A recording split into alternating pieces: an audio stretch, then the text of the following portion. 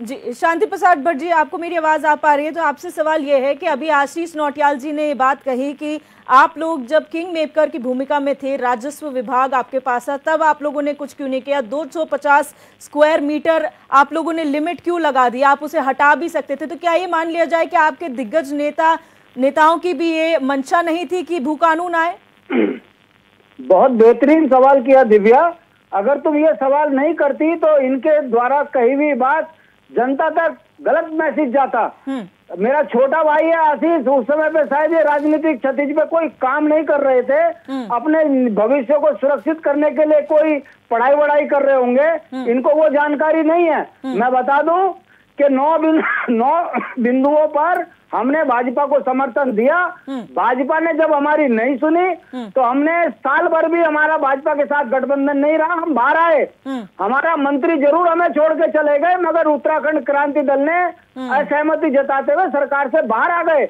मगर दुर्भाग्य यह है, झूठ बोलो, बार बार बोलो, सच को छुपाओ, ये राष्ट्रीय राजनीति का एक चरित्र है, जिस कारण दिग्भ्रमित जनता को ये करते हैं। आशीष भाई को शायद ये पता नहीं है कि उत्तराखंड क्रांति दल 1 साल तक सरकार में रही, उसके बाद बाहर आ गई। और क्योंकि मंत्री हमारा अकेला था और विधानसभा में संसदीय कार्रवाई में ऐसा कुछ टेक्निकल पेश था कि वो दिवाकर भट्ट खाली यूकेडी के नाम से जाने गए, हटा नहीं सके हम, क्योंकि हम मान्यता प्राप्त दल नहीं थे।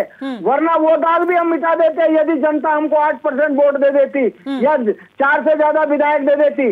दुर्भाग्य ये है कि हम कमजोर रहे संसदीय कार्य प्रणाली में, इसलिए ये हमको बदनाम करते हैं। मगर भारतीय लोकतंत्र में पहला क्षेत्रीय दल है जिसने मुद्दों में समर्थन दिया, और जब सरकार ने काम नहीं किया तो हम सरकार से बाहर आ गए। मगर दुर्भाग्य ये है कि हमारे त्याग का मजाक ये दोनों राष्ट्रीय पार्टियां बनाती हैं, अखबारों में झूठ छपवाती हैं और हमको बदनाम करती हैं। हम हैं तो उत्तराखंड के मुद्दे में पूछना चाहता हूँ दिव्या आपके माध्यम से, हरीश रावत जी के मुंह पे भू कानून किस पार्टी की बदौलत आया? दोनों राष्ट्रीय पार्टियां जब राजधानी चाहती नहीं थी तो ये राजधानी चिल्ला कैसे रहे हैं? उत्तराखंड के राज्य आंदोलनकारियों को क्षैतिज आरक्षण की बात अब ये कर क्यों रहे हैं? अगर ये सब चीजें तब हो रही हैं कि जब उत्तराखंड क्रांति दल क्षेत्रीय मुद्दों पर संघर्ष कर रहा है। अगर हम ना होते तो ना कोई भू कानून पे बात करता, ना राजधानी पे बात करता, ना बेरोजगारी पे बात करता, ना पलायन पे बात करता।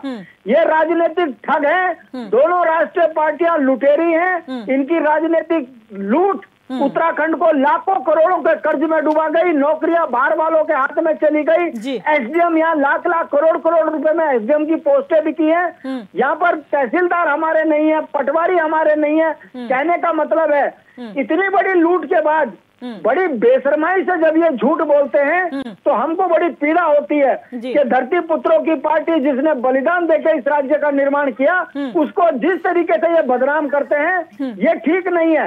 मगर आपने जो सवाल किया है उसका उत्तर ये है कि हमने 1 साल में भारतीय जनता पार्टी से समर्थन वापस लेकर जन मुद्दों में संघर्ष को स्वीकारा। जनता ने हमें वोट नहीं दिया, फर्क नहीं पड़ता, मगर धरती पुत्रों की तरह हम काम कर रहे हैं, करते रहेंगे, मर जाएंगे मगर उत्तराखंड तो कभी छोड़ेंगे नहीं, मुद्दों को जिंदा रखेंगे। और भाजपा कांग्रेस की राजनीतिक तो औकात नहीं है कि ये क्षेत्रीय मुद्दों पे काम कर पाए। अरे गांव में सड़कों पे प्रसव हो रहा है, लैंडस्लाइड हो रहा है, गांव के गांव बिजली पानी से महरूम है, और उसके बाद ये बैठकर डिबेट में कहते हैं कि हमने विकास कर दिया।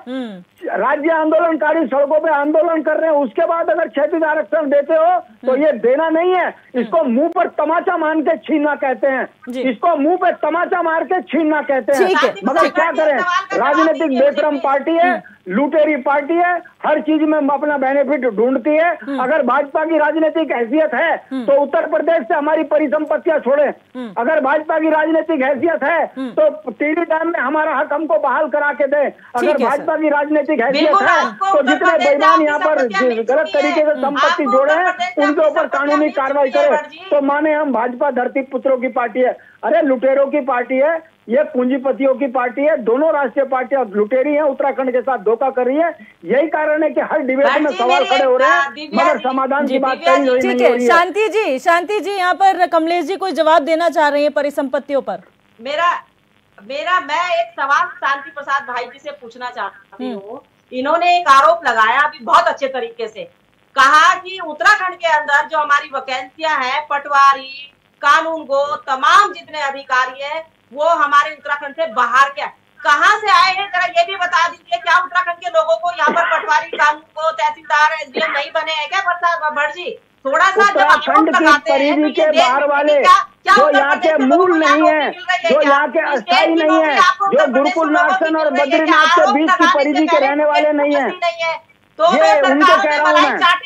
ये राज्य किसी के बाप की बबोती नहीं है। आरोप लगा रहे हैं ठीक है, आगे बढ़ते हैं। आप पहाड़ से पलायन करके नीचे प्लेन में आ गए हैं भट्ट जी, तो आप कह रहे हैं कि बाहर से कौन नौकरी कर रहा है? जरा ये बताइए आप। तहसील में यहाँ हमारे पहाड़ के लोग, हमारे पहाड़ के लोग। कमलेश रमन जी, शांति जी का कहना है जो यहाँ के मूल निवासी नहीं है, यहाँ का मूल है, जो यहाँ का अस्थायी है, उसके लिए मूल निवास किस लिए लगता है भट्ट जी? यहाँ पर ये बताइए। आप मद्रास में जाकर करो ना नौकरी, फिर ठीक है, आप जाकर मद्रास में करो नौकरी। ठीक है, आप दोनों को रोकना चाहूंगी, आप दोनों को रोकना चाहूंगी मैम, प्लीज। आप ये बताइए कि उत्तर प्रदेश के लोग यहाँ नौकरी पे लगे हैं कि नहीं लगे, ये बताइए। लगे हैं क्या? जो आप कह रहे हैं इतना बड़ा, मतलब कहने का मतलब है कि जिनके लिए राज्य मांगना है उनके हाथ पर डकैती डलवा दें। ठीक है, ठीक है। राजेंद्र जी, कमलेश रमन जी, राजेंद्र जी, यहाँ पर एक कमेटी बनाई गई है, प्रारूप समिति उसको नाम दिया गया है, जो भू कानून को लेकर अपनी रिपोर्ट तैयार कर रही है। और इनिशियली 80 पेजेस की एक रिपोर्ट है जिनमें 23 सजेशंस हैं और उसको जो है डिस्ट्रिक्ट मजिस्ट्रेट्स के साथ डिस्कस किया गया है। आपने कहा कि शुरुआत में हमारे पास बड़ा एग्जाम्पल था भू कानून का हिमाचल, तब भी इतना समय, इतनी रिसर्च किस बात की लग रही है? क्या हम उन पॉइंट्स को वहां से उठा के क्या कंपेयर करके उसको एक फॉर्म नहीं दे सकते? बिल्कुल।